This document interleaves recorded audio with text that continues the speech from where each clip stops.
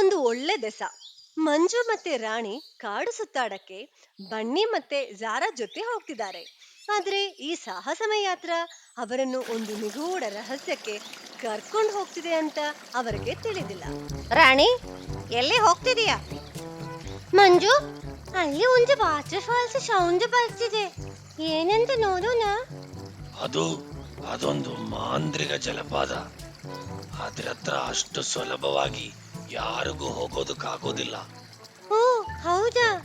ಅಲ್ಲಿ ಹೋಗೋದಕ್ಕೆ ಏನಾದ್ರೂ ದಾರಿ ಇದೆಯಾ? ಬನ್ನಿ, ಇಲ್ಲೊಂದು ಚಿಟ್ಟಿ ಇದೆ, ಅದು ಹಿಂದೆ ಹೋದ್ರೆ ದಾರಿ ಕಂಡಿಡಿಬಹುದು. ಓ ಹೌದಾ? ಹಾಗಾದ್ರೆ ಆ ಚಿಟ್ಟಿ ಹಿಂದೆ ಹೋಗಿ ದಾರಿ ಕಂಡಿಡಿಯೋಣ. ಬನ್ನಿ. ಬನ್ರಿ, ಎಲ್ರು ಬನ್ರಿ, ಹೋಗೋಣ. ಓಕೆ, ಎಲ್ರು ಬನ್ನಿ, ಹೋಗೋಣ. ದಾರಿಯಲ್ಲಿ ಅವರು ಚಿಟ್ಟಿಯನ್ನು ನೋಡಿದರು ಮತ್ತೆ ಅವರು ಜಲಪಾತವನ್ನು ತಲುಪಿದರು. ವಾವ್, ಜಲಪಾತ ಸೂಪರ್ ಆಗಿದೆ. ಬನ್ನಿ, ಏನಕ್ಕೆ ಈ ಜಲಪಾತವನ್ನು ಮಾಂಜಿಗ ಜಲಪಾತ ಅಂತ ಕರೀತಿರೋದು? ಈ ನೀರಲ್ಲಿ ಪೌಷ್ಟಿಕ ಮೂಲ್ಯವಿದೆ. ಇದು ಕುಡಿದ್ರೆ ಯಾವುದೇ ರೋಗ ಕೂಡ ಸರಿ ಹೋಗುತ್ತೆ.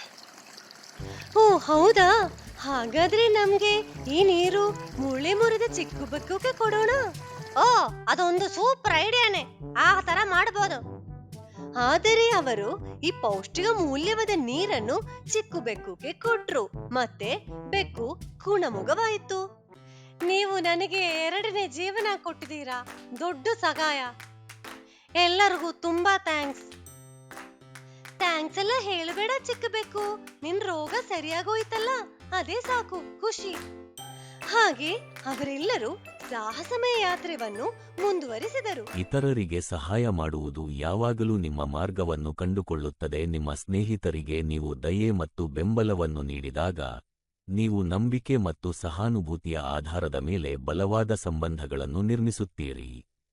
ಯಾವಾಗಲೂ ಇತರರಿಗೆ ಸಹಾಯ ಮಾಡಿ. ಧನ್ಯವಾದಗಳು.